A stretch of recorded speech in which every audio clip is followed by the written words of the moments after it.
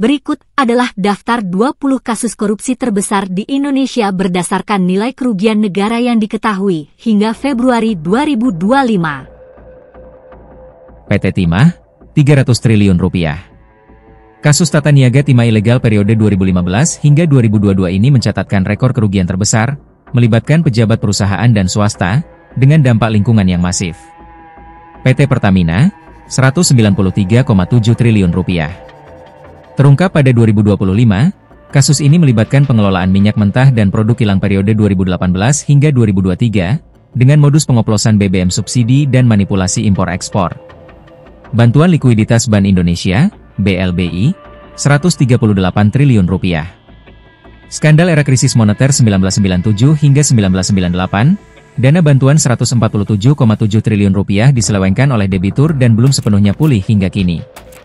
PT Duta Palma Group, 78 triliun rupiah. Penyerobotan lahan negara untuk perkebunan sawit di Riau periode 2003 hingga 2022, melibatkan pemilik perusahaan Surya Darmadi. PT Trans-Pasifik Petrochemical Indotama, TPPI, 37,8 triliun rupiah. Penjualan kondensat ilegal tanpa lelang pada 2009 hingga 2011, merugikan negara melalui pengaturan harga dan transaksi langsung. PT Asabri, 22,7 triliun rupiah. Korupsi pengelolaan dana investasi asuransi milik negara periode 2012 hingga 2019 melibatkan saham gorengan dan manipulasi keuangan. Izin ekspor minyak sawit mentah, CPO, 18,35 triliun rupiah. Kasus manipulasi izin ekspor sawit pada 2022 menyebabkan kerugian langsung 6,04 triliun rupiah dan dampak ekonomi 12,31 triliun rupiah. PT Jiwasraya, 16,8 triliun rupiah. Skandal investasi fiktif di perusahaan asuransi tertua Indonesia periode 2008 hingga 2018 mengakibatkan gagal bayar kepada nasabah. Pengadaan pesawat Garuda Indonesia, 9 triliun rupiah. Korupsi pengadaan pesawat CRJ 1000 dan ATR 72-600 pada 2011 melibatkan mantan Dirut Emir Syahsatar. BTS 4G Bakti Kominfo, 8,03 triliun rupiah. Kasus pengadaan menara BTS 4G pada 2021 hingga 2022 dengan penyimpangan anggaran dan pembangunan yang tak sesuai target. Bank Senturi, 7,45 triliun rupiah. Bailout kontroversial pada 2008, dengan kerugian 689,39 miliar rupiah dari fasilitas pendanaan dan 6,76 triliun rupiah akibat kebijakan sistemik. PT Pelindo II, 6 triliun rupiah. Korupsi pada 4 proyek pengadaan peralatan pelabuhan periode sebelum 2020, melibatkan mantan Dirut RJ Lino. Kabupaten Kota Waringin Timur, 5,8 triliun rupiah.